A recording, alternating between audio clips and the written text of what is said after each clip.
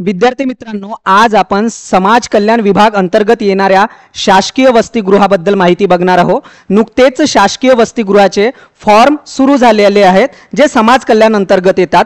तुम्हाला स्क्रीनवर दिसत असेल समाज कल्याण अंतर्गत येणाऱ्या शासकीय वसतिगृहाचे अर्ज भरणे सुरू। तर अर्ज ऑनलाईन आहे की ऑफलाईन आहे ते आपण पुढे बघणार आहोत आणि अर्ज हे तुम्हाला ऑनलाईनच भरायचे आहेत। मी विद्यार्थी मित्र प्रवीण भिमटे तुम्हाला याविषयी संपूर्ण माहिती देणार आहेत। तर बघूयात, पुढे जाऊयात।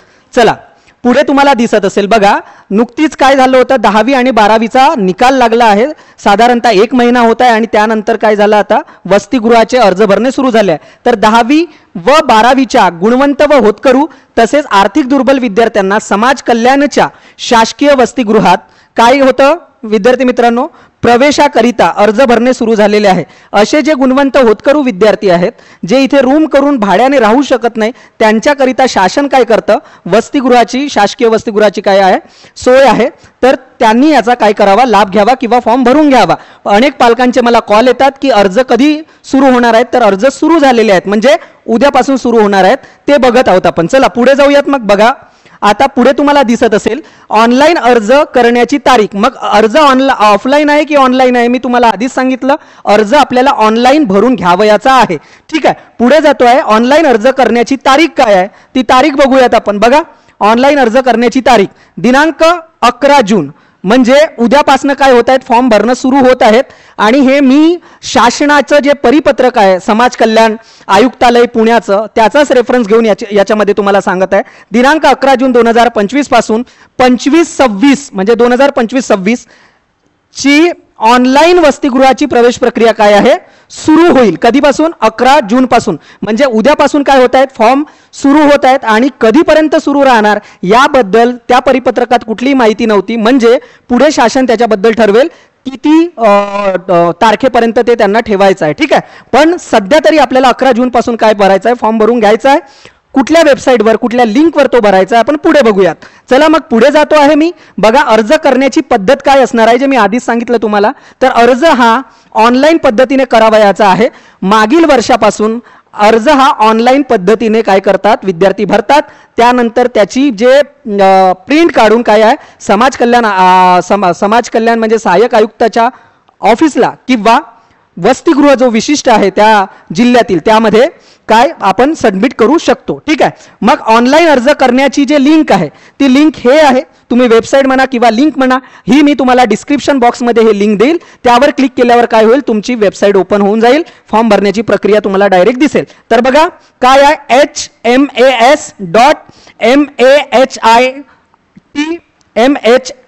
hmas.mahit आणि org अशी काय आहे समाज कल्याणची काय आहे फॉर्म भरण्याची काय आहे लिंक आहे। तर इथे बघा ऑनलाईन पद्धतीने फॉर्म भरावयाचा आहे आणि लिंक दिली आहे। आता हे तुम्हाला इथे दिसत असेल तर तुम्ही क्लिक म्हणजे व्हिडिओ पॉज करून लिहून घ्या किंवा डिस्क्रिप्शन बॉक्समध्ये व्हिडिओच्या जाल तर डायरेक्ट लिंक तुम्हाला ओपन होईल। ठीक आहे, त्याच्यामध्ये मी लिंक देऊन देईल। आपण पुढे जाऊयात। बघा, मग अर्ज करण्यासाठी आवश्यक कागदपत्रे काय आहेत, याविषयी वसतिगृहात कुठल्या सुविधा मिळतात, काय मिळतात, कुठल्या कुठल्या सुविधा आहेत याच्याविषयी मी याच्या पूर्वीच व्हिडिओ घेऊन आलेलो आहे। तर तो व्हिडिओची लिंक सुद्धा मी या डिस्क्रिप्शन बॉक्समध्ये देईल, त्यामध्ये तुम्ही बघून घ्याल। बघा, अर्ज करण्यासाठी आवश्यक कागदपत्रे कुठली लागतात, तर बघा इथे पहिला कागदपत्र म्हणजे जे गुणपत्रिका, तो 10वीला असेल आणि 11वीला प्रवेश घेत असेल तर 10वीची त्याला गुणपत्रिका लागेल।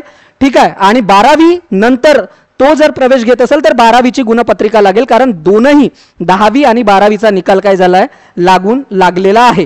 ठीक आहे, त्याकरिता बघा गुणपत्रिका, त्यानंतर शाळा सोडल्याचा दाखला म्हणजे टीसी लागेल तुम्हाला। ठीक आहे, त्यानंतर जात प्रमाणपत्र, ठीक आहे, कास्ट सर्टिफिकेट लागेल। ठीक आहे, त्यानंतर चौथा उत्पन्नाचा दाखला, तो या वर्षीचा तुम्ही दाखला काढून घ्या। ज्या विद्यार्थ्यांनी काढला नसेल किंवा पालकांनी ते इन्कम सर्टिफिकेट काढून घ्या। ठीक आहे, पुढे जाऊयात आपण। आधार कार्ड सुद्धा मॅन्डेटरी आहे फॉर्म भरण्यासाठी, कारण आधार कार्ड नंबर आपल्याला टाकावा लागतो। त्यानंतर अधिवास प्रमाणपत्र म्हणजे ज्याला आपण डोमेसियल सर्टिफिकेट म्हणतो ते लागतं। रहिवासी दाखला व मूळ प्रमाणपत्र, रहिवासी दाखला आपण घेऊन घ्यायचा गावातून, तुम्हाला ग्रामपंचायत मधून तो प्राप्त होतो। त्यानंतर विद्यालय व महाविद्यालयाचे बोनाफाईड सर्टिफिकेट। तर मग इथे मी तुम्हाला सांगू इच्छितो कारण इथे महत्त्वाचं आहे। आता बघा, 11वी करिता जो विद्यार्थी प्रवेश घेत होता त्याची ऑनलाईन प्रक्रिया म्हणजे पहिला राऊंड झालेला आहे, म्हणजे त्यांचा कॉलेजमध्ये महाविद्यालयामध्ये प्रवेश निश्चित झालेला आहे. परंतु काही विद्यार्थी ज्यांना जो विषय पाहिजे होता, जे योग्य शाखा पाहिजे होती ते मिळाले नसल्यामुळे ते दुसऱ्या राऊंडला जातील किंवा प्रवेशाची परत वाट बघतील. म्हणून अशा विद्यार्थ्यांनी फॉर्म अद्यापही डेट रिलीज नाही झाली आहे, म्हणजे तोपर्यंत ज्यांनी बोनाफाईड सर्टिफिकेट मिळाली आहे, ज्यांचा प्रवेश निश्चित झाला आहे त्यांनी तो फॉर्म भरून घ्यायचा आहे. पण ज्यांना बोनाफाईड सर्टिफिकेट नाही मिळाली आहे तर त्यांच्यासाठी पुढे डेट असणार आहे, म्हणजे कितीपर्यंत अद्याप शेवटची तारीख माहिती नाही झाली. म्हणून इथे काय सांगायचं आहे मला, जर तुमच्याकडे महाविद्यालयाचं बोनाफाईड नसेल तर किमान एवढे जे डॉक्युमेंट्स आहेत, सर्व जे कागदपत्र आहेत ते तुम्हाला करून ठेवायचे आहेत, कारण हे तुम्हाला सगळे डॉक्युमेंट याच्याकरिता लागतील. ठीक आहे. त्याच्यानंतर स्टेट बँक ऑफ इंडिया, एखाद्या विद्यार्थ्याचं अकाउंट नसेल तर त्याने अकाउंट सुद्धा काढून घ्यावयाचं आहे. त्याच्यानंतर पासपोर्ट फोटो लागतील जेव्हा तुम्ही ऑफलाईन प्रिंट सबमिट कराल तेव्हा, आणि ऑनलाईनमध्ये पण तुम्हाला तो फोटो भरावा लागेल. तर असे डॉक्युमेंट्स आहेत, तुम्ही या व्हिडिओला पॉज करून ते लिहून घ्या किंवा स्क्रीनशॉट काढून घ्या. ठीक आहे. आपण पुढे जाऊयात. बघा नेक्स्ट, आता बघा विद्यार्थ्यांनी ऑनलाईन अर्ज भरून तसेच ऑनलाईन भरलेल्या अर्जाची पोर्टलवरून काय करायची आहे, ती प्रत काय आहे डाउनलोड करून घ्यावयाची आहे आणि प्रिंट काढून संबंधित वसतिगृह, म्हणजे सामान्यतः नागपूर मधून जर मी नागपूरचं उदाहरण सांगायला गेलं तर ते चोखामेळा वसतिगृह जे आहे, जे जुनं वसंतनगरचं, त्याच्यामध्ये आपण फॉर्म सबमिट करतो. किंवा संपूर्ण महाराष्ट्रामध्ये जे सहाय्यक आयुक्त त्या जिल्ह्याच्या सहाय्यक आयुक्ताचं कार्यालय आहे किंवा हॉस्टेल आहे, तिथे तुम्हाला काय करावं लागेल, तो ऑफलाईन फॉर्म नेऊन द्यावा लागेल प्रिंट काढून. ठीक आहे. पण ऑनलाईन फॉर्म आधी भरून घ्यावा याचा आहे, त्यानंतर प्रिंट काढायची आहे. किंवा काय सहाय्यक आयुक्त कार्यालय इथे काय करायचं, ऑफलाईन पद्धतीने काय करायचं आहे, फॉर्म जमा करून घ्यावयाची आहे. अशी एक अपडेट होती, म्हणून ही अपडेट अत्यंत महत्त्वाची होती.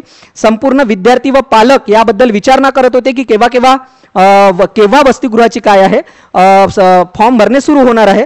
तर म्हणून ही महत्त्वाची अपडेट होती आणि मी तुमच्या पुढे घेऊन आलो. मी परत एकदा तुम्हाला रिपीट करतो आहे, बघा, कारण तिथे महत्त्वाचं वाटतं मला. उद्यापासून काय होत आहे, फॉर्म भरणं सुरू होत आहे.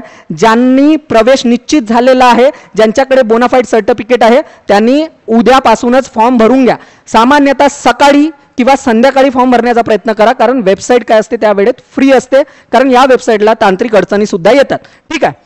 तर अशा पद्धतीची एक अपडेट होती, त्यामुळे मी तुमच्या पुढे ते घेऊन आलेलो आहे. मी बरेच असे नवनवीन अपडेट्स घेऊन येत असतो जे विद्यार्थी हिताचे आणि उच्च शिक्षणासाठी किंवा आणि महाविद्यालयीन शिक्षणासाठी किंवा स्पर्धा परीक्षेकरिता खूप महत्त्वाचे असतात. विद्यार्थी मित्र, हे माझं चॅनल आहे, मी या सर्व प्लॅटफॉर्मवर उपलब्ध आहे सोशल मीडियाच्या. तुम्ही व्हिडिओ आवडला असेल तर व्हिडिओला लाईक करा. जास्तीत जास्त विद्यार्थ्यांपर्यंत जे आता 10वी 12वी किंवा पुढचं शिक्षण घेत आहे त्यांच्यापर्यंत व्हिडिओ शेअर करा. चॅनलला नवीन असाल तर चॅनलला सबस्क्राईब करा. पुढे असेच व्हिडिओ तुमच्यापर्यंत मी घेऊन येईल. कदाचित एखाद्या व्हिडिओने तुमचं जीवन बदलवण्यास काय होईल, तुमचं जीवन त्यामुळे बदलेल ते व्हिडिओ बघितल्यामुळे. धन्यवाद विद्यार्थी मित्रांनो.